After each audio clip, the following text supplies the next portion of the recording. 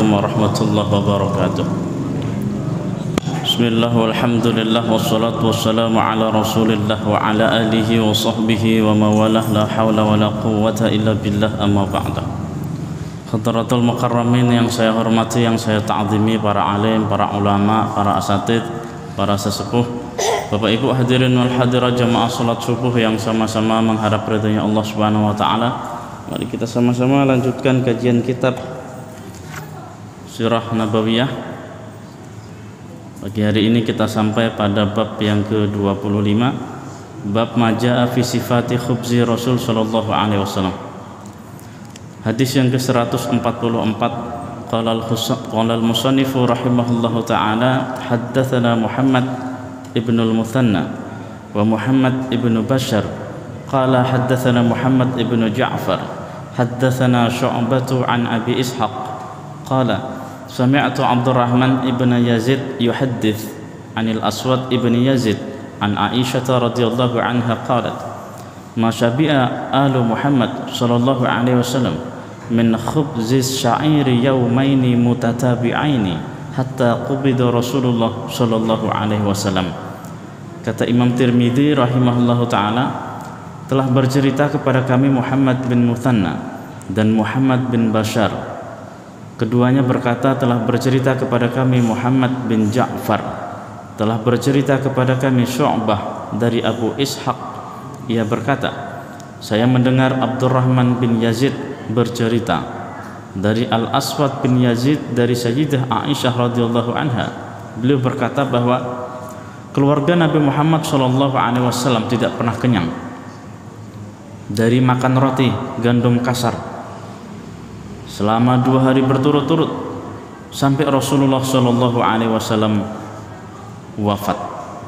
Wa bihi qala haddatsana Abbas ibnu Muhammad ad-Durri qala haddatsana Yahya ibnu Abu Bukair qala haddatsana Hariz ibnu Uthman an Sulaim ibni Amir qala sami'tu Aba Ummamah al-Bakhili radhiyallahu anhu yaqul ma kana yafdulu an ahli baiti Rasulillah sallallahu alaihi wasallam khubzus syair.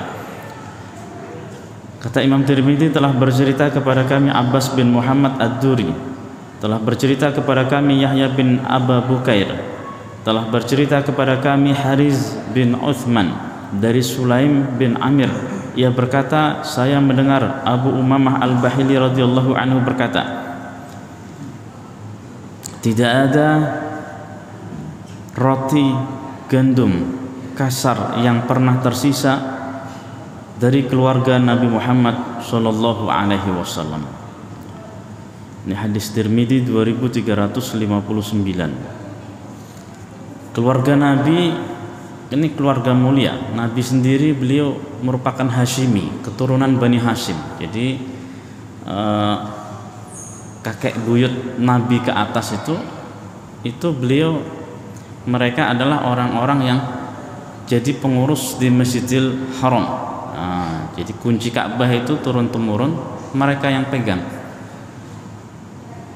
Cuma kan ini keluarga Nabi terbagi menjadi 3.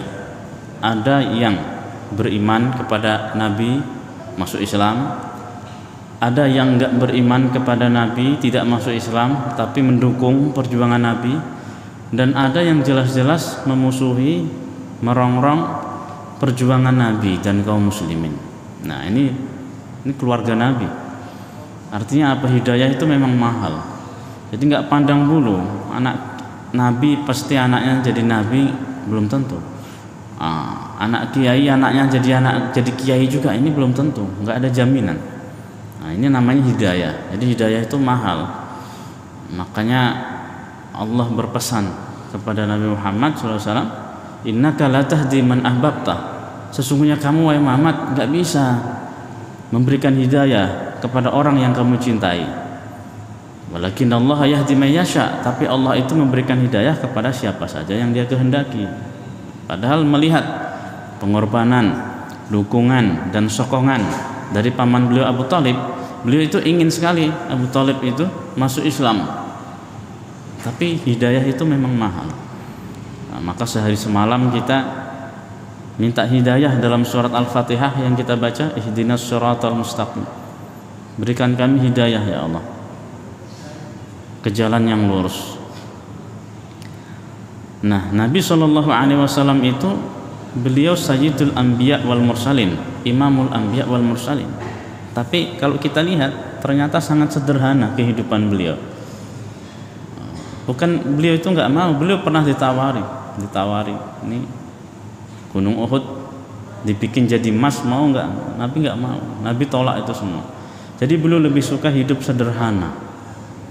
Nah, kesederhanaan ini diajarkan oleh Nabi kepada para sahabat. Maka generasi setelah itu, yaitu generasi para sahabat, ini mereka bukan orang yang nggak punya duit.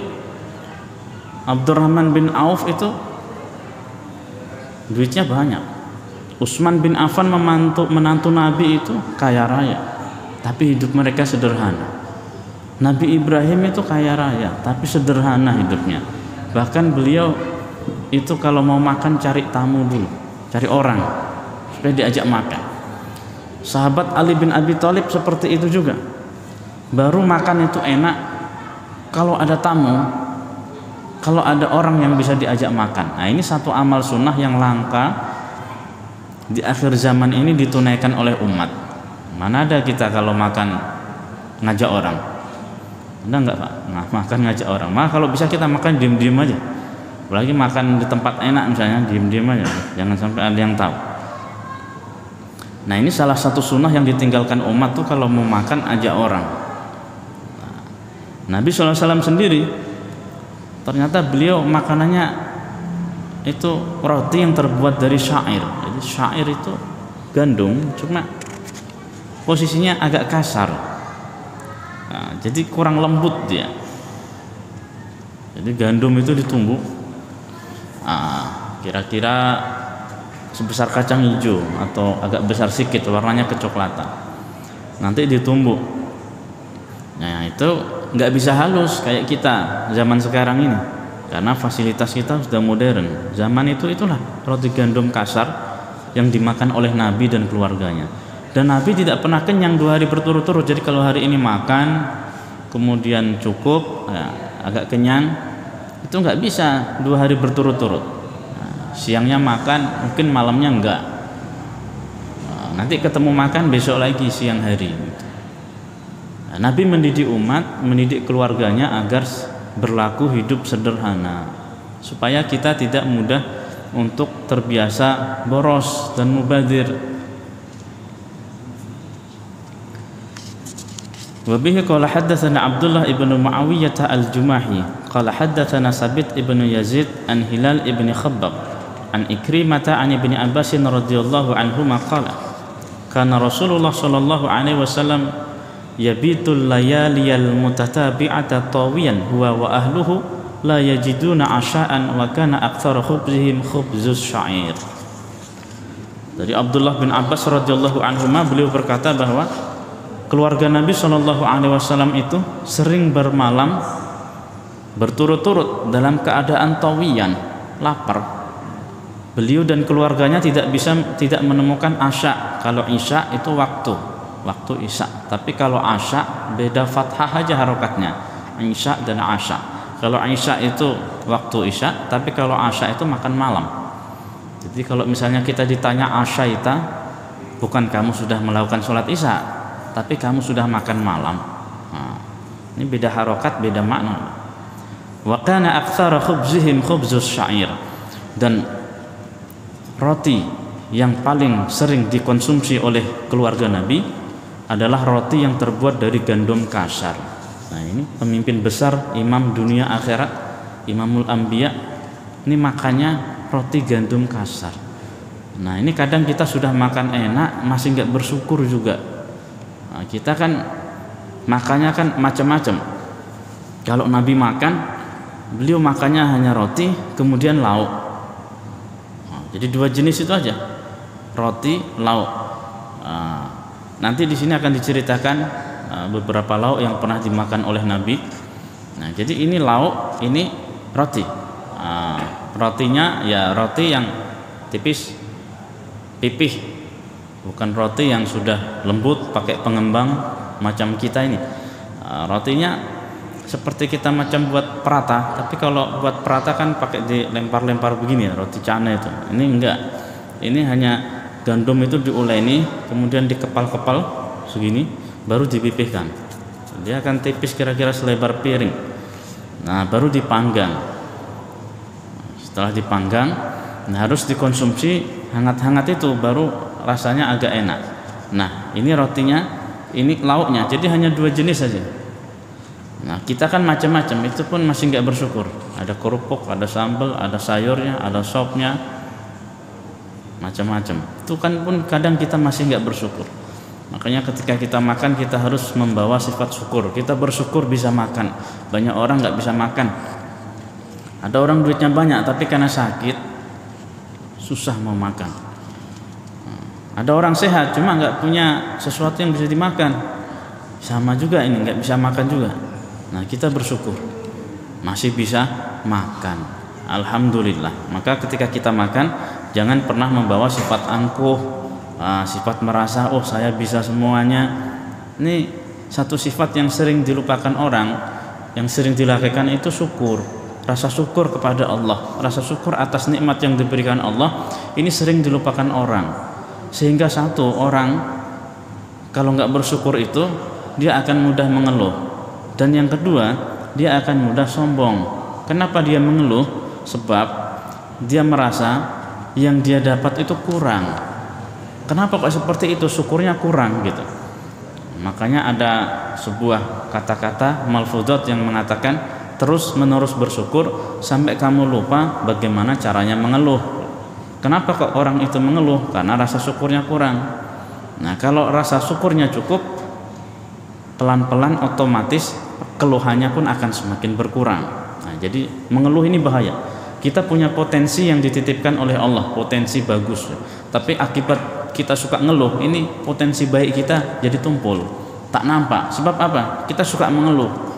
Nah, kita nanti akhirnya dicap juga sama orang. Wah, itu tukang ngeluh. Nah, orang datang ke kita datang ke orang, kita udah ditandai orang, pergi aja, ada si fulan mau datang, pasti dia mengeluh aja ini. Nah, jadi mengeluh itu berbahaya, nggak nampak lagi potensi positif kita. Yang ada kita ini seperti minder, serba kurang dan lain sebagainya. Nah, kalau nggak takabur, sombong gitu. Nah, kita merasa lebih baik daripada orang lain, merasa lebih mampu dari orang lain. Padahal sedikit aja ditarik nikmat itu oleh Allah, kita nggak bisa apa-apa. Baru nikmat makan diambil melalui sakit, nggak bisa apa-apa lagi kita. Nah, ini kadang manusia itu unik ya, rasa sombongnya luar biasa. Wa bihi qala hadatsana Abdullah ibnu Abdurrahman qala hadatsana Ubaidullah ibnu Abdul Majid Al-Hanafi qala hadatsana Abdurrahman wa huwa ibnu Abdullah ibnu Dinar hadatsana Abu Hazim an Sahl bin Sa'd annahu qila lahu akala Rasulullah sallallahu alaihi wasallam an-naqiyya yakni al-khuwara. Faqala Sahlun ma ra'a Rasulullah sallallahu alaihi wasallam an-naqiyya hatta laqiya Allah ta'ala. Faqila lahu hal kanat lakum manakhil ala ahdi Rasulillah sallallahu alaihi wasallam? Qala ma kanat lana manakhil. Faqila kaifa kuntum tasna'una bisya'ir? Qala kunna nanfukhuhu fayatiru minhu matara thumma na'jinuhu. Sahal bin Sa'ad radhiyallahu anhu, beliau pernah ditanya oleh seorang tabi'in, apakah Nabi itu pernah makan roti yang terbuat dari gandum halus? Beliau menjawab, ma ra'a Rasulullah sallallahu alaihi wasallam an-naqiyya hatta laqiyallah. Nabi itu beliau tidak pernah, jangankan makan, melihat tepung gandum halus itu beliau nggak pernah sampai beliau menghadap Allah Subhanahu wa taala. Lalu orang itu kembali bertanya, apakah di zaman itu, di zaman kalian ada manakhil? Apakah di zaman Nabi itu ada manakhil? Manakhil itu ayakan, alat untuk mengayak tepung supaya lebih halus. Maka sahabat tadi menjawab, di zaman kami tidak ada ayakan. Lalu bagaimana kalian membuat tepung gandum. Sahabat ini menjawab, ya kami tiup apa yang bisa ditiup. Nah, kemudian sisanya yang halus itulah kami adon. Nah, jadi habis ditumbuk, kemudian ditaruh di seperti nampan, lalu ditampi seperti ini. Nah, jadi yang halus ada tapi sedikit, dan tingkat kehalusannya itu masih kasar, tidak sehalus seperti gandum di zaman kita ini. Nah, jadi dari pecahan-pecahan gandum yang kasar itulah lalu diuleni, diadoni, kemudian dibikin roti. Ini yang dimakan oleh Nabi dan keluarganya. Nabi Yusuf itu beliau pejabat di negeri Mesir. Nabi Sulaiman itu raja. Tapi mereka kalau makan sederhana.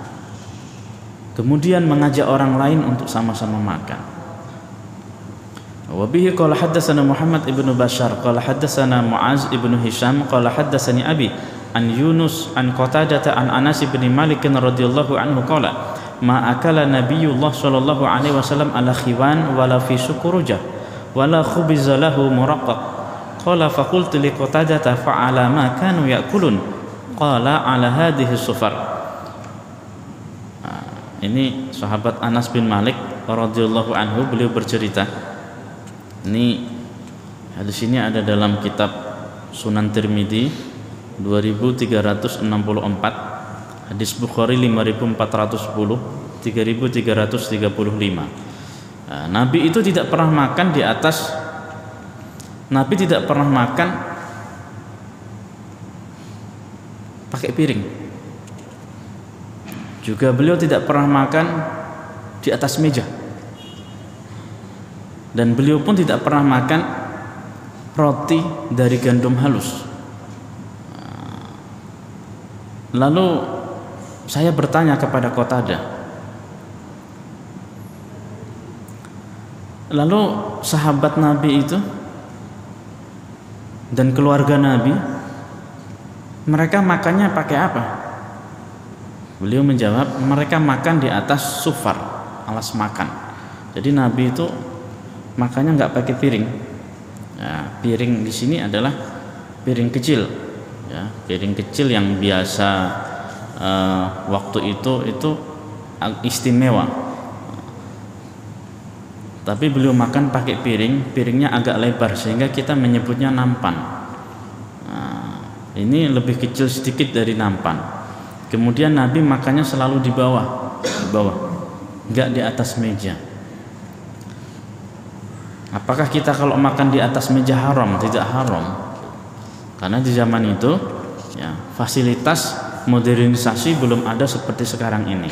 Akan tetapi ini ajaran Nabi supaya umat ini bisa berlaku sederhana. Kita sudah bisa beli meja, alhamdulillah. Jangan sombong hanya gara-gara sudah punya meja.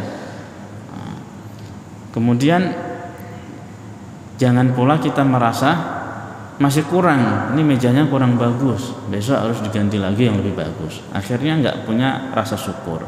Nah, Nabi lebih suka makan di bawah supaya apa? Nah, supaya Nabi ini kan panutan umat. Jadi beliau ingin mengajarkan kepada umat hidup sederhana dalam segalanya, dalam banyak hal gitu. Bukan cuma makan, peralatan makannya pun sederhana. Makan di bawah. Kemudian satu sunnah makan, yaitu kalau kita makannya di bawah itu sunnahnya pakai sufar, alas makan. Alas makannya bisa pakai mungkin plastik, terpal atau lain sebagainya, supaya makanan yang jatuh tadi itu nanti bisa diambil lagi. Kalau kita makan ada yang jatuh, ini bisa diambil lagi. Nah, ini sunnah Nabi Shallallahu Alaihi Wasallam ketika makan. Ini kita bayangin, ini Nabi ya, Imamul Anbiya, beliau makannya di bawah. Wa bihi qala haddatsana Ahmad ibnu Mani'in qala haddatsana Abbad ibnu Abbad al-Muhallabi an Mujalid an Sya'bi an Masruqin qala dakhaltu ala Aisyah fada'at li bi tu'amin wa qalat ma asba'u min tu'amin fa asha'u an abki illa bakaitu. Diriwayatkan dari Masruq, beliau berkata bahwa saya pernah menemui Sayyidah Aisyah radhiyallahu anha, kemudian beliau menghidangkan makanan. Akan tetapi Sayyidah Aisyah beliau berkata, setiap mau makan, kalau teringat makannya Nabi SAW, saya rasa mau menangis, kata Sayyidah Aisyah. Jadi setiap Sayyidah Aisyah ini mau makan, itu kalau teringat makanan Nabi, ini beliau mau nangis. Kenapa? Qultu lima, kata perawi hadis ini, kenapa kok seperti itu? Qalat, Sayyidah Aisyah menjawab, Adhkurul halal lati faraqa alaiha Rasulullah sallallahu alaihi wasallam ad-dunya, wallahi ma syabi'a min khubzin wala lahmin marrataini fi yaumin wahid. Saya ingat satu masa ketika Nabi sallallahu alaihi wasallam itu beliau hendak berpisah dengan dunia, ajal beliau sudah tiba. Demi Allah, Nabi itu tidak pernah makan roti dan daging selama 2 kali dalam sehari. Jadi kalau Nabi siang makan pakai daging, ini pagi atau malamnya enggak. Nah, ini jangan dipukul secara global ya. Jangan dipukul secara global. Sebab apa? Ini ada satu kekeliruan nanti dalam pemahamannya. Pemahamannya bagaimana? Wah, enak dong Pak, Nabi makannya pakai daging. Nah, kita mau makan ikan aja susah. Nah, ini orang Arab itu makannya daging. Orang Arab makannya daging, mereka tidak makan menggunakan ikan. Malah makan ikan itu jadinya ikan itu lebih mahal. Nah, oleh sebab itu makan menggunakan daging itu adalah makan harian untuk orang Arab zaman itu. Nah, sementara kita ini menunya beda, kita lauknya nggak sama. Jadi di zaman Nabi, makanya Nabi ketika beliau mempersaudarakan seorang sahabat dari Muhajirin dan Ansor, lalu saat itu Nabi bersabda, aulim walau bisha, adakanlah walimah. Walimah itu bukan pernikahan aja.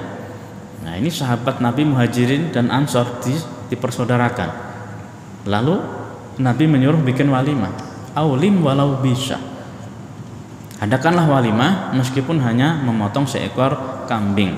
Nah, jadi di sini ada kata seekor kambing. Sebab apa? Kambing itu adalah hewan yang berserak di kota Mekah dan Madinah. Untuk orang Arab, kambing itu hewan yang berserak, mudah ditemui. Kalau macam kita ayam gitu. Jadi mudah ditemui. Ini kadang kita mengukurnya beda. Oh, Nabi itu ketika menikah dengan Sayyidah Khadijah, mas kawinnya 100 ekor onta. Kalau satu onta harganya 70 juta, misalnya kali 100 sudah 700 juta. Lalu orang salah paham, mau nikahin anak, bandrolnya kamu menikah dengan anak saya, maharnya harus 700 juta. Salah kaprah kalau begini. Sehingga muncullah orang-orang yang materialis. Kenapa? Salah memahami hadis Nabi Shallallahu Alaihi Wasallam. Nah, sehingga akhirnya anaknya sampai tua nggak nikah-nikah. Sebab apa? Orang nggak mampu, harus 700 juta baru mahar, belum yang lainnya. Nah, maka dari itu kan sebenarnya pernikahannya, orang menikah itu kan lebih ke keberanian. Persiapan ada, kemudian keberanian. Ada orang punya persiapan tapi kok nggak berani nikah gitu, karena terlalu banyak pemikirannya. Sampai usia lanjut kadang masih belum menikah. Ada lagi yang katanya trauma masa lalu. Sebenarnya bukan trauma sebenarnya, tapi nggak punya keberanian. Karena kan menikah itu kan keberanian, melangkah. Ibarat orang makan kerupuk itu langsung kres gitu. Jadi langkahnya tuh enak gitu. Jadi nggak ragu-ragu. Nah, tapi kalau orang ragu-ragu, ya susah, agak lambat. Banyak pilihan. Nah, ini agak lambat nih. Jadi harus bulat nekat, niat kita harus bulat, jangan ragu-ragu. Nah, ini keadaan Nabi Shallallahu Alaihi Wasallam. Ini kita kan sehari 3 kali makannya enak, semuanya enak, tinggal pilih menu kita. Kan sekarang ada Gojek kan, nggak mau keluar udah datang sendiri, tinggal pilih aja menu itu. Ini pun kita karena masih nggak bersyukur juga kita, masya Allah. Jadi kita harus banyak-banyak istighfar, supaya istighfarnya itu meresap. Setiap kali kita istighfar, astaghfirullahaladzim, atau kita baca tasbih Nabi Yunus, la ilaha illa anta subhanaka inni kuntu minadh dhalimin, Ini diresapi maknanya dalam hati. Jadi bukan hanya sekedar mengejar jumlah, wah sehari 100 kali istighfar. Akhirnya hanya untuk putaran tasbih aja, daya resapnya nggak ada dalam hati. Nah, makanya kurang, rasa syukur kita kurang. Kemudian justru malah fasilitas-fasilitas tersebut membuat kita semakin jauh dari Allah. Jasadnya memang iya hari-hari bolak-balik masjid gitu, tapi rohaninya jauh dari Allah. Makanya kan sholat itu kan punya efek. Efek sholat itu apa? Inna sholata tanha anil fahsya'i wal munkar. Kata Allah, sesungguhnya sholat itu dapat mencegah dari perbuatan keji dan mungkar. Kapan? Kalau sholatnya betul. Nah, untuk sholat yang betul tentu harus belajar ilmu yang betul.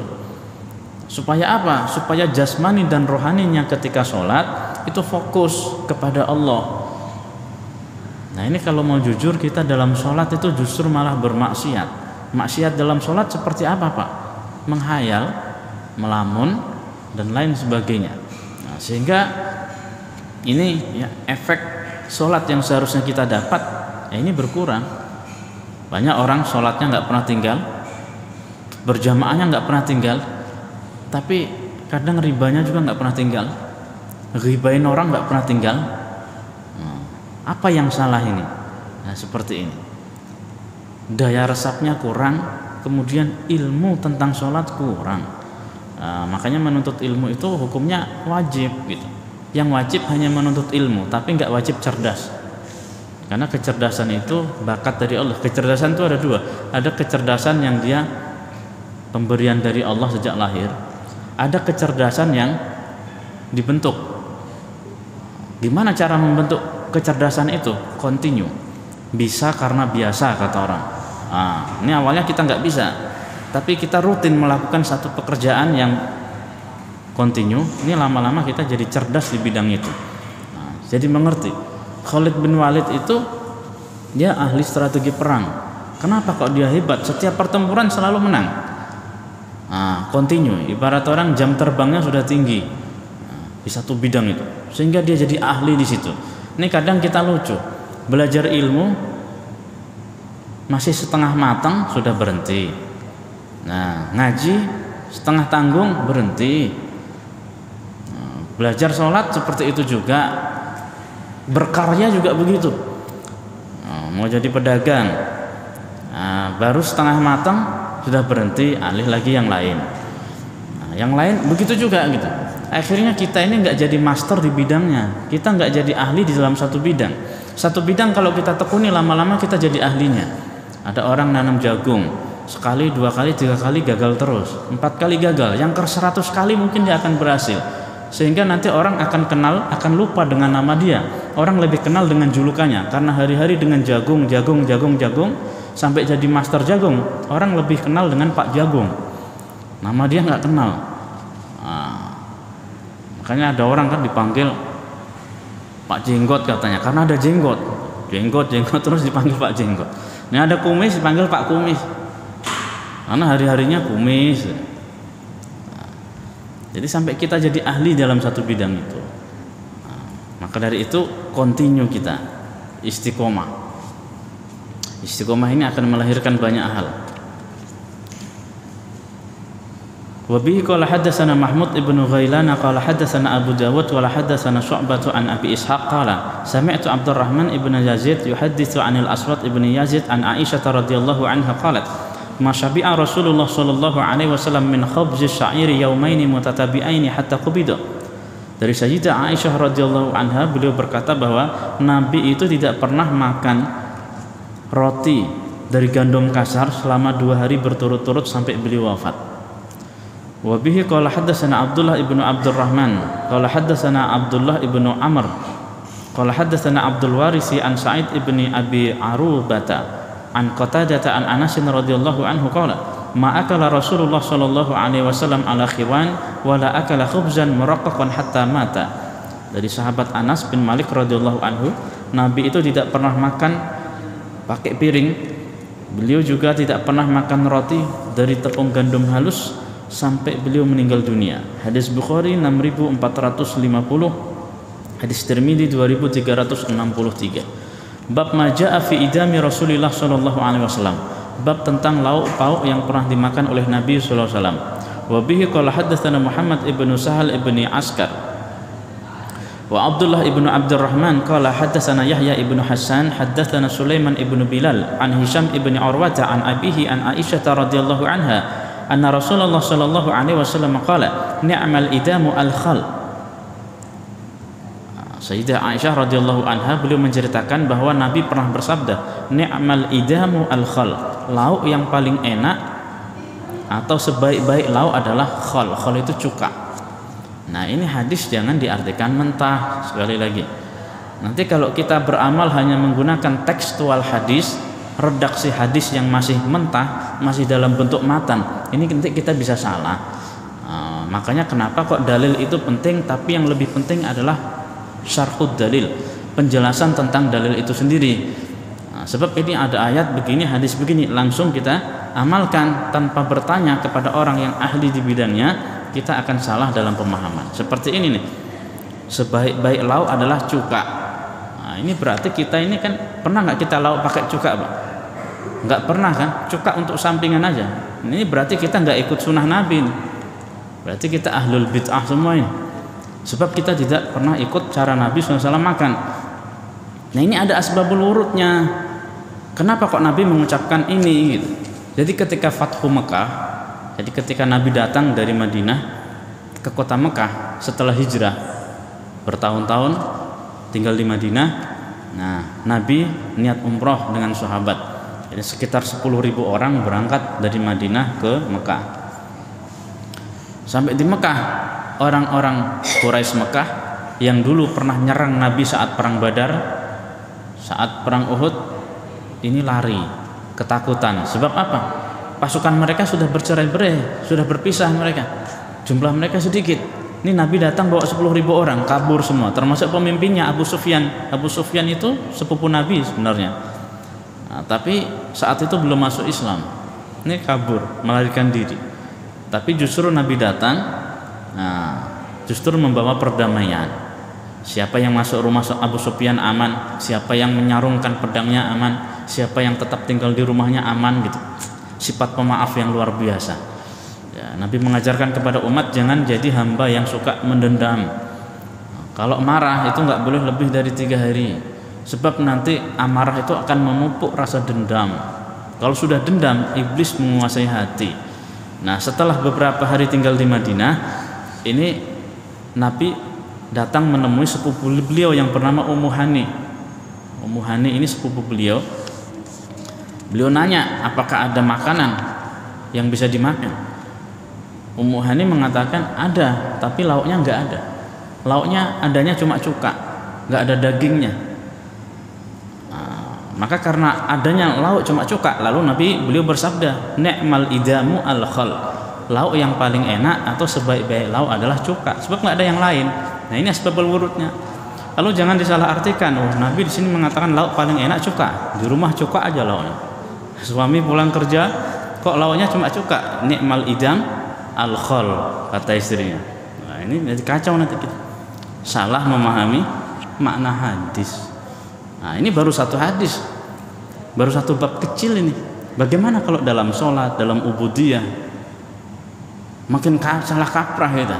Makanya memahami tekstual hadis nggak cukup, harus ada syarahnya, syarhud dalil, penjelasan dari dalil itu sendiri. Nah, kita bertanya kepada orang yang ahli, para alim, para ulama, sehingga nanti kita ketika sudah hijrah, lalu kita menuntut ilmu, pas jalannya sesuai dengan koridor, sehingga enak nanti. Ini kadang kita lucu, kita hijrah kemudian kita sholat ke masjid. Nah, sebelum hijrah kita itu ramah, sebelum hijrah kita itu ringan tangan, suka senyum, kita suka membantu banyak orang dan lain sebagainya. Ini begitu kita hijrah, kita justru jadi sensitif, senyum nggak mau lagi, senyum mahal bang katanya. Habis itu ya kita justru malah seolah-olah mengucilkan diri dari tengah-tengah masyarakat. Nah, ini ada yang salah dalam proses ngajinya ini. Nah, ada yang salah dalam proses ngajinya. Makanya begitu kita hijrah, kita harus menuntut ilmu. Dan ilmu yang dipelajari jangan sampai salah. Kita perlu tuntunan seorang guru. Wa bihi qala haddatsana Qutaibah qala haddatsana Abul Ahwas an Simak ibn Harb qala sami'tu Nu'man ibn Bashir radhiyallahu anhu yaqul alastum fi ta'amin wa syarabin ma syi'tum. Kata Nu'man bin Bashir radhiyallahu anhu, kalian sekarang ini kan enak, bisa makan minum apa saja yang kalian mau. Laqad ra'aitu nabiyakum sallallahu alaihi wasallam wa ma yajidu min ad-daqali ma yamla'u batnahu. Sungguh saya pernah melihat nabi kalian, Nabi Muhammad sallallahu alaihi wasallam, tidak menemukan makanan meskipun hanya korma dengan mutu paling rendah sekalipun untuk mengganjal perutnya. Pernah Nabi itu nggak punya makanan sama sekali. Jangankan korma yang bagus, korma yang mutunya paling rendah pun nggak punya. Kosong perut Nabi. Nah, ini Nabi. Dan Nabi itu kalau makan nggak sendiri. Sebab apa? Itu di Masjid Nabawi ada ahlu sufah. Jumlahnya berubah-ubah. Ada kalanya 70 orang, ada kalanya lebih, ada kalanya kurang. Jadi para sahabat yang nggak punya rumah, kemudian hidupnya susah, itu diizinkan oleh Nabi tinggal di serambi Masjid Nabawi. Nah, jadi betul-betul di zaman Nabi masjid itu memang fasilitas untuk umat. Nah, makanya umat itu justru hatinya itu lengket, ingin dekat-dekat dengan masjid gitu. Ini sekarang kadang masjid macam kuburan, angker. Jadi ada jam-jamnya. Sehingga kita sendiri justru malah apa? Menjauhkan umat dari masjid kita sendiri. Makanya ngurus masjid itu pahalanya besarnya luar biasa. Sebab ketika jemaah nyaman ibadah di situ, ini semua akan ngalir kepada pengurus masjid. Tapi kalau misalnya kita jadi pengurus masjid, justru malah membuat jemaah semakin jauh. Mau lewat ini tengok-tengok dulu. Mau masuk ini tengok-tengok dulu. Muter ganti cari masjid lain aja. Wah, ini juga dosanya besarnya luar biasa. Maka dari itu, ini Abu Jahal, Abu Lahab itu pengurus masjid, Masjidil Haram, bukan Masjid Batam, pengurus Masjidil Haram gitu. Nah, tapi karena mencoba menghalang-halangi syiar dakwah Nabi, matinya hina, mati dalam keadaan kafir. Bahkan Abu Jahal itu mati dalam perang Badar yang bunuh anak kecil. Nah, jadi orang Arab tuh punya gengsi yang tinggi karena mereka suka berkelahi. Nah, mereka itu meskipun kalah tapi bangga kalau yang ngalahkan orang yang sepadan. Misalnya ini jenderal, ini yang ngalahkan harus jenderal juga. Baru kalaupun dia kalah, hatinya agak lega. Sebab apa? Sesama jenderal. Nah, kalau yang ngalahin misalnya orang yang nggak jelas, nggak tahu, apalagi anak kecil, ini malunya luar biasa. Sebab apa? Akan dikenang sepanjang sejarah. Oh, jenderal itu pernah dikalahkan anak-anak oleh anak kecil gitu. Nah, ini Abu Jahal seperti itu. Yang membunuh Abu Jahal ini anak kecil dalam perang Badar, belum balik, masih kecil anaknya. Jadi mari kita sama-sama saling membuka hati sehingga nggak ada suuzon, sakwa sangka dan lain sebagainya. Sebab Islam itu rahmatan lil alamin, bukan rahmat untuk sekelompok orang tertentu dan lain sebagainya. Maka Masjid Nabawi itu sebenarnya jadi panutan untuk masjid-masjid yang ada di seluruh dunia. Kita lihat amaliyah di Masjid Nabawi apa? Oh, Masjid Nabawi itu masjidnya open 24 jam. Berarti kita kalau mau bikin masjid yang membawa barokah, membawa manfaat di tengah-tengah umat dengan manfaat seperti masjid di zaman Nabi, ya masjidnya harus open 24 jam. Nah, ini kadang masjidnya pakai waktu macam-macam. Karena biasa masjid itu memang begitu. Kalau masih sedikit, masih kayu biasanya, itu ayo kita ini galang dana untuk masjid. Tapi begitu masjid sudah mewah, wah ini mulai banyak peraturannya. Kita datang sedikit, baru singgah kita pulang kerja, baru datang, udah didatangi orang. Dari mana Pak? KTP mana Pak? Macam-macam kita. Nah ini jadi akhirnya umat menjauh dari masjid. Jadi saat ini kita jangan menyalahkan umat, itu nggak mau sholat di masjid, bukan. Karena mungkin ada yang nggak nyaman di masjid kita, sehingga ada masjid-masjid yang memang kadang seperti hilang cahayanya. Padahal Madinah, maka Madinah itu kan disebut Madinah Al-Munawwarah, kota yang memancarkan cahaya. Masjidnya disebut Masjidun Nabi, Masjid Nabawi. Nah, dari Madinah Al-Munawwarah cahaya Islam memancar sampai ke ujung-ujung dunia, termasuk ke negeri kita ini. Kenapa seperti itu? Ada apa ada amal apa di Masjid Nabawi itu? Ini ada tawanan dalam perang. Tawanan dalam perang diikat. Kan dalam perang Badar itu kan ada orang kafir yang tertawan. Boleh ditebus atau barter. Barternya apa? Ngajarin membaca sama menulis. Jadi kalau ada tawanan perang bisa baca tulis. Nah, ini ada sekelompok umat Islam ini disuruh ajarin sampai bisa. Kalau bisa baca, bisa tulis, dibebasin. Nah, ini sebenarnya Nabi mengajarkan kepada kita kalau memberikan hukuman, kasih hukuman yang edukatif. Kita ngajar punya murid, kemudian salah, kita hukum, tapi hukumannya yang mendidik. Jangan hukumannya justru yang menyakitkan, nggak mendidik. Makanya kan zaman ini kan zaman yang sedikit-sedikit lapor. Ada guru ngaji jewer muridnya, wah, ini bisa panjang urusannya. Saya ada kawan mengajar ngaji di Batam ini, ngajar ngaji. Ini gara-gara meja. Jadi saya bawa meja, kira-kira 30 karena santrinya banyak untuk anak-anak ngaji. Tapi sama anak-anak ini meja namanya anak-anak. Ini meja dipukulin, ditinju, jadi bolong-bolong gitu. Sehingga meja 30 ini hanya 2 yang bisa dipakai. Jadi akhirnya ini kawan marah gitu. Udah dikasih nasihat tapi tetap begitu marah. Dijewer, dijewer buntutnya panjang. Orang tuanya nggak terima. Hanya lapor polisi. Lapor polisi, ya ini Pak guru ngaji ini ya harus terima gitu. Jadi satu kuping mintanya 5 juta, 2 kuping 10 juta. Yang dijewer 2 orang. Mau dari mana guru ngaji itu gajinya kecil? Nggak ada guru ngaji gajinya besar. Nah, jadi makanya kita kalau sama guru itu kita sudah ini udah Pak guru ini gajinya kecil, dah kita sampai nama atau aja. Makanya dalam memberikan hukuman juga yang sifatnya edukatif.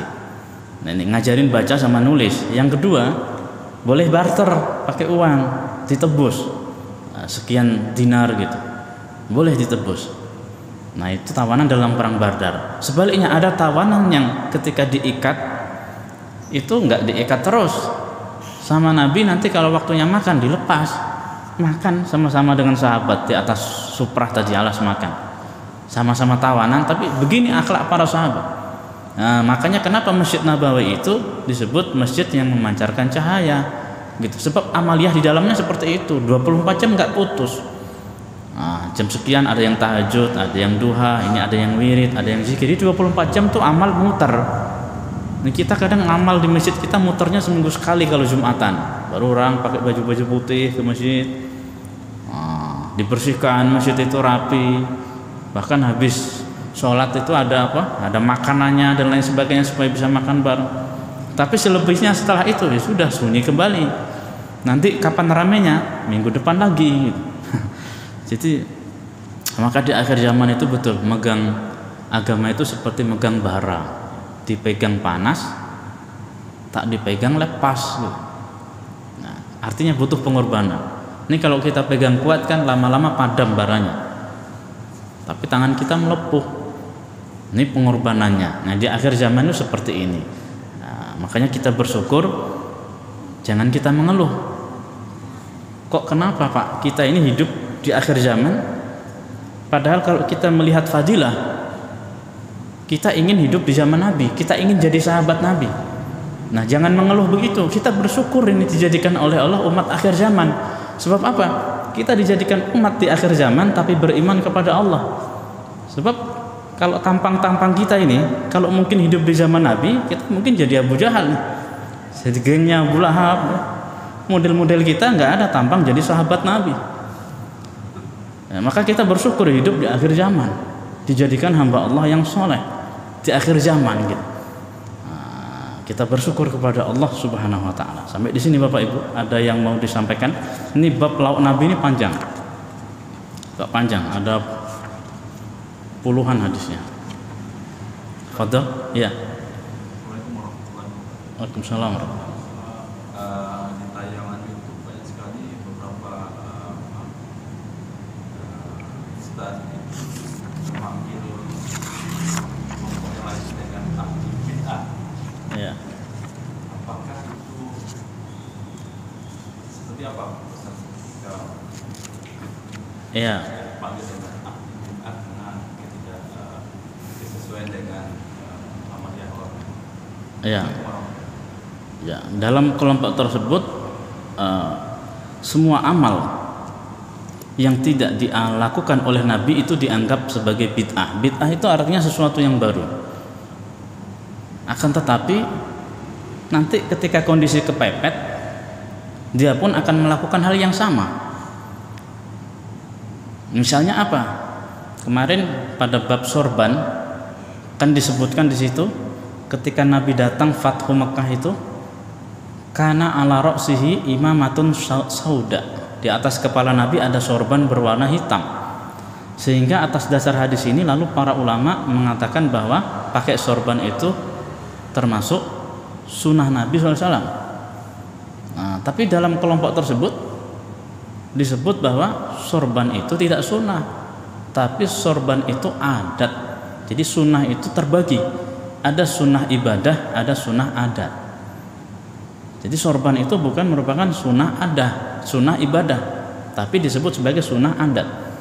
Nah ini kan tidak ada hadisnya, artinya bid'ah ini sesuatu yang baru. Nabi tidak pernah membagi hadis itu, ada sunnah itu, ada sunnah ibadah, ada sunnah adat, kan tidak ada. Tapi kondisi kepepet. Nah maka dari itu mengambil makna hadis dan ayat Al-Quran secara lafdiyah saja ini enggak cukup gitu. Kita harus bertanya. Maka di tengah-tengah para ulama kita ada mengenal imam hadis dan ada kita mengenal imam mazhab. Jadi kita cukup di akhir zaman ini ikut saja salah satu dari 4 mazhab yang ada. Kita Ahlus Sunnah wal Jamaah, saya mazhabnya Syafi'i misalnya, tinggal di Asia Tenggara, sudah cukup ikut mazhab Imam Syafi'i. Dalilnya mana Pak? Kita wajib bermazhab? Dalilnya tidak ada. Ikuti mazhab Syafi'i begitu, enggak ada.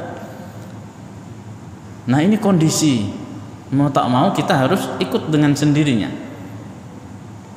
Nah, maka para imam mazhab itu zaman mereka disebut sebagai termasuk khairul qurun, sebaik-baik generasi. Sebab 3 abad pertama semenjak Nabi diutus, dan para imam mazhab ini keempat-empatnya lahir di generasi ini.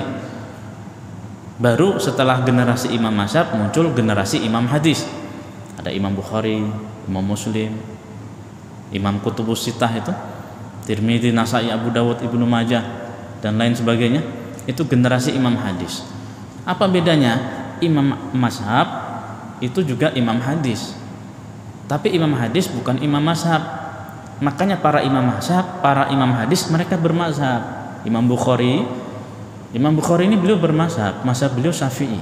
Imam Muslim bermazhab, mazhab beliau Syafi'i. Imam Nasai bermazhab, mazhabnya Syafi'i. Imam Abu Dawud, Tirmidzi, Ibnu Majah bermazhab semua, mazhabnya juga Syafi'i. Nah kalau sekali berimam Bukhari, jadi kalau di kalangan muhaddisin itu ada gelar namanya Al-Hafidh. Al-Hafidh itu bukan orang yang hafal Quran, tapi orang yang hafal 100.000 hadis lengkap dengan matan dan sanadnya. Sumber hadis itu di mana? Gurunya siapa? Gurunya siapa? Gurunya siapa? Kemudian sampai ke sahabat, baru matan hadisnya dari Nabi. Itu mereka hafal 100.000 hadis lengkap dengan sanad dan matanya, hafal, disebut Al-Hafiz. Nah Imam Bukhari 600.000 beliau hafal, lengkap antara sanad dan matanya, bukan 100.000. Nah sekali berimam Bukhari saja bermazhab, dan mazhab yang beliau pilih Imam Syafi'i. Nah ini ada kiai, ada orang di akhir zaman 1.000 hadis lengkap dengan sanad dan matanya saja nggak hafal, kok malah bikin mazhab sendiri, tidak mau bermazhab, kan unik. Jadi kapasitasnya tidak sampai gitu. Makanya ketika kita menerjemahkan Al-Quran, dalil, ayat, kita terjebak dalam salah pemikiran. Sebab apa? Kapasitasnya nggak nampung gitu. Kapasitasnya nggak nampung. Jadi seperti gayung sama tong ini. Jadi kalau diisi air nggak nyambung ini, nggak sebanding. Nah, maka dari itu di akhir zaman kita tinggal ikut saja. Dan di kalangan para sahabat sendiri, kata-kata bid'ah itu bukan sesuatu yang sifatnya ekstrim seperti zaman kita. Asal beda tata cara misalnya ibadah yang furu'iyahnya, terus kita anggap wah ini bid'ah, ini ahli bid'ah. Bahkan yang paling ini misalnya ya, ini kan kita harus bisa membedakan ini tradisi, ini bagian dari ubudiyah. Ini harus dibedakan. Tradisi, misalnya di negara kita ini ada tradisi masyarakatnya tahlil atau sering baca doa untuk syukuran. Pak Ustadz nih saya habis dapat ini, nanti datang ke rumah ya, bacakan doa syukuran sebagai wujud syukur kepada Allah. Dia bikin makanan, mungkin dia bagi-bagi uang juga, terus minta doa. Ini tradisi. Nah, jadi bukan bagian dari agama. Dan tradisi ini kalau bertentangan dengan Al-Quran dan As-Sunnah, ini namanya bid'ah dolalah, sesat. Seperti tradisi bangsa Mesir zaman dulu, suka menghanyutkan perempuan cantik untuk tumbal supaya sungai Nil airnya tetap mengalir. Makanya di zaman Umar bin Khattab ini dihabisin.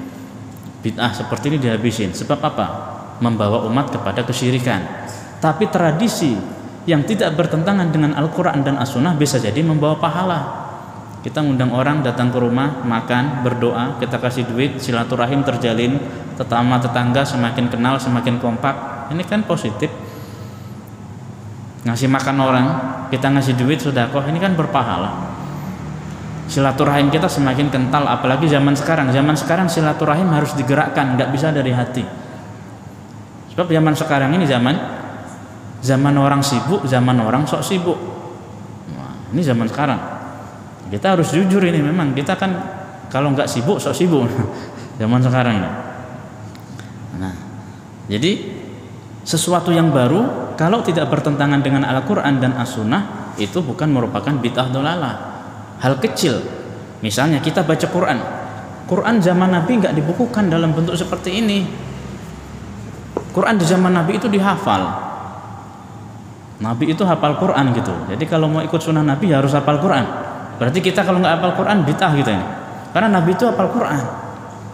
Abu Bakar hafal Quran, Umar, Utsman, Ali semuanya hafal Quran. Kita hafal Quran. Juz sama aja nggak hafal. Mungkin ngaji masih kaku kita. Nah, kita ahli bid'ah semua ini. Di zaman Khalifah Utsman azan 2 kali. Tapi Abu Bakar, Nabi, Umar azan Jumat sekali aja. Nah, kalau kita misalnya mendefinisikan bid'ah hanya sekedar suatu amal yang tidak pernah dikerjakan Nabi, hanya itu saja, ini yang bikin kekacauan di tengah-tengah umat. Nanti kita akan membid'ahkan Khalifah Utsman bin Affan.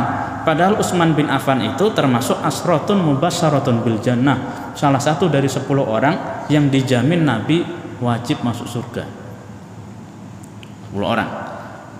Nah, ini kita bid'ahkan nih. Sebab apa? Ini Utsman bikin azan Jumat 2 kali ini.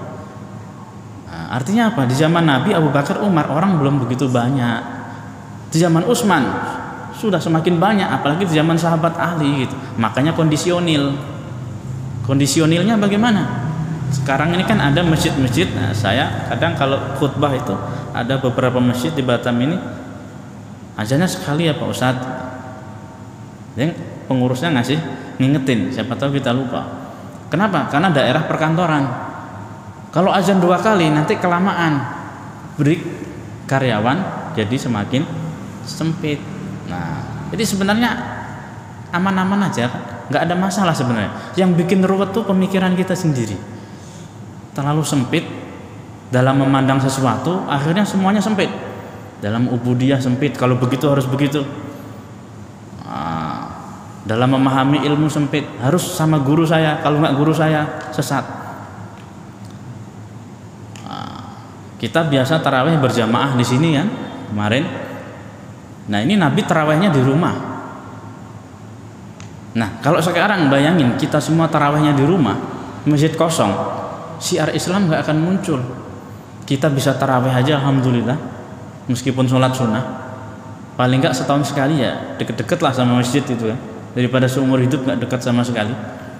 Nah, jadi bukan berarti orang kalau mengamalkan satu tradisi, satu adat yang baik yang tidak bertentangan dengan Al-Quran dan As-Sunnah disebut sebagai bid'ah dolalah. Bahkan yang ekstrim ini, orang yang seperti ini yang suka istilahnya dia menerima ya, artinya ada tradisi yang tidak bertentangan dengan Al-Quran dan As-Sunnah, itu tetap diterima meskipun tidak dilakukan oleh Nabi, tapi tetap diterima.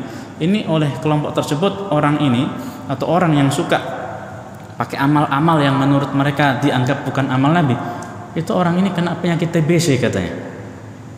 T-nya itu tahayul, B-nya itu bid'ah, kemudian C-nya itu khurafat. Nah, ini ahli TBC ini, bapak yang suka tahlilan, suka apa ini disebut TBC, kena TBC ini. Kena penyakit TBC. Ini parah kalau sudah seperti ini. Lalu di mana nilai Islam yang katanya rahmatan lil alamin itu? Akhirnya Islam rahmatan untuk kelompok tertentu. Jadi umat akan digiring opininya harus ikut ke kelompok tertentu. Kalau nggak ikut ke kelompok itu, semuanya salah, semuanya kena penyakit TBC. Nah, jadi berbahaya. Makanya di akhir zaman ini kita khilafiyah itu pasti ada. Kita sama istri kita aja khilafiyah nih, ya kan? Misalnya kita menikah kan, jenis kelaminnya aja udah khilafiyah. Malah justru kalau sama bahaya, laki-laki ya nikahnya sama laki-laki, nah ini bahaya, perempuan sama perempuan. Ini karena kita khilafiyah berbeda tadi justru indah. Pelangi itu kan indah karena berbeda. Kalau dia satu warna bukan pelangi, macam ini kan bukan pelangi, satu warna dia, nggak indah, malah silo kita tengok terus. Tapi kalau dia berbeda warna itu indah, disebut pelangi kan. Kenapa indah? Karena dia meskipun berbeda warna tapi bisa memposisikan perbedaan. Satu hal yang harus diingat, pelangi itu memang indah tapi sesaat dia. Ada nggak? Pernah nggak kita jumpa 24 jam pelangi aja? Nggak ada, sesaat. Menggambarkan apa? Ini menggambarkan supaya manusia ini sadar keindahan apapun yang ada di dunia ini semuanya sesaat. Kita dikasih fasilitas ekonomi lebih, nampaknya hidup indah, sesaat. Kita dikasih kepahaman, sesaat. Oleh sebab itu jangan kita justru mempertahankan yang sesaat sementara kita melepaskan yang abadi. Nah, ukhuwah itu di atas khilafiyah. Jadi kalau kita khilafiyah, gas mentoknya di batasan ukhuwah. Khilafiyah yang saya lakukan ini kira-kira akan membuat ukhuwah antara saya dengan saudara muslim saya pecah apa enggak. Jadi kita bisa saling menghormati, selesai masalah. Misalnya dalam NU, saya NU Pak, misalnya Nahdlatul Ulama, ini ada tahlilan, ada syukuran dan lain sebagainya. Saya Muhammadiyah Pak, enggak ada begini-beginian ini. Ya selesai. Kalau mau datang syukuran datang, kalau enggak selesai. Jadi kita enak gitu. Saya subuh enggak pakai kunut, ya enggak usah kunut. Yang penting sholat subuh. Saya subuh kunut, ya silakan kunut. Kan selesai masalah kan? Nah, artinya apa? Ini di koridor perbedaan khilafiyah ini kita harus saling menghormati dan toleransi. Karena yang khilaf tadi bukan hal-hal yang merupakan asasiyah. Kalau sholat subuh 2 rakaat, tapi kelompok ini mengatakan 10 rakaat. Nah, ini baru namanya khilafiyah asasiyah. Nah, ini bid'ah dolalah. Tapi kalau sifatnya hanya sekedar tradisi, kebiasaan, itu tidak perlu diperdebatkan. Sebab dari makan aja kita udah beda dengan Nabi. Nabi makannya roti, kita makannya nasi. Nggak ada dalilnya makanya Nabi pernah makan pecel lele gitu, nggak ada. Jadi kita harus bisa memposisikan ini. Ini kalau kita tidak bisa memposisikan, akhirnya kita akan terjebak dalam opini ilmu yang kerdil, sempit, katak dalam tempurung kata pepatah. Ini sempit. Akhirnya kita hanya berputar di situ. Yang nggak sepaham dengan saya kena penyakit TBC. Yang nggak sepaham dengan saya pengajiannya sesat. Apakah Islam itu mengajarkan begitu? Justru orang kalau hadir dalam pengajian kan justru semakin lembut hatinya, semakin takwa, senyumnya semakin merekah ketika melihat saudaranya. Afsus salam bainakum, kata Nabi, tebarkan salam di antara kalian. Nah, ini kan kadang lucu ketika kita sebelum hijrah lamanya bukan main, ketemu orang assalamualaikum Pak, mau kemana Pak, begitu kita katanya sudah hijrah, muka kita seperti hilang aura keramahannya itu. Sebab ketemu orang nggak mau negur, nggak mau salam, menjawab salam bid'ah. Kita jadi bahaya ini seperti ini. Jadi kita justru malah terkotak dan kotak. Makin kecil makin sempit umat ini. Sekarang ini PR kita besar, masjid banyak yang kosong, perempuan banyak yang buka aurat di mana-mana. Mungkin di antara mereka ada keluarga kita, itu PR kita. Nah, jadi kalau masalah soal ormas, harokah, gerakan masing-masing, monggo silahkan. Yang penting harokah tersebut tidak bertentangan dengan Al-Quran dan As-Sunnah, dan begitu kita ikut cukup. Kita jangan menggiring opini umat, jangan menyalahkan umat ketika tidak sama dengan pengajian kita itu sesat. Ini kan bahaya kalau seperti ini, bertentangan dengan konteks Islam rahmatan lil alamin, bertentangan dengan ajaran Nabi kalau seperti ini. Sahabat itu mereka satu sama lain juga beda pendapat, khilafiyah, tapi selesai masalah mereka, nggak ada sampai seperti ini. Kita seolah-olah ketika ada sesuatu yang menurut kita, ini masih menurut kita ya, makanya ketika kita merujuk dengan para alim, para ulama, itu kita lihat ulamanya siapa. Makanya di zaman ini sudah tidak ada lagi orang dengan level seorang mujtahid, kita hanya ikut saja. Ada nggak zaman sekarang orang yang hafal 100.000 hadis lengkap sanad dan matanya? Saya rasa nggak ada. Sebab apa? Dari satu hadis saja, kalau sanadnya dari kita ke atas, itu sudah puluhan orang nama yang harus diingat. Itu belum sampai ke matan hadisnya, baru sanadnya itu. Nah, ini kadang lucu, hafal Quran enggak, hafal hadis lengkap dengan sanadnya 100 saja enggak, tapi kita sudah mendaulat kita sebagai imam, sehingga nanti ketika ada hadis misalnya sudah kita otak-atik sendiri, kita terjemahkan sendiri, kita fatwakan sendiri, terus kita patenkan sendiri. Apa enggak rusak ini kalau sudah seperti ini? Misalkan nama saya Ahli ya, terus saya buka kitab ini ya, kemudian kitab ini saya telaah sendiri, terus saya bikin takhrij hadisnya sendiri, karena di sini enggak ada. Saya tulis di sini, oh hadis ini menurut saya sahih, hadis ini disahihkan oleh Ustadz Ali gitu. Ini bukan kapasitasnya. Nah, maka dari itu kita cukup ikut saja dengan para alim, para ulama yang mereka sudah kompeten di bidangnya.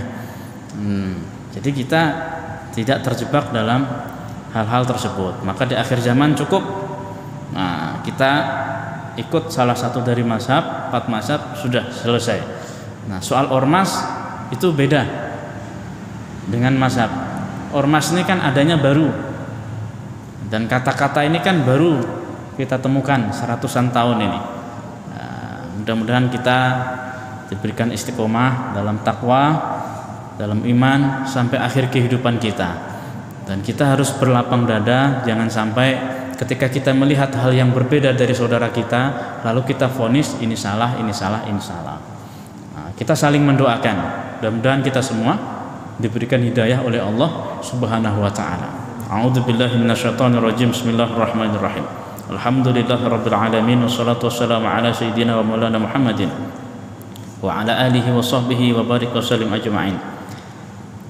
Allahumma ya muyassira kulli asir wa ya jabira kulli kasir wa ya mughniya kulli faqir yassir lana kullal asir fataysirul asiru alayka yasir.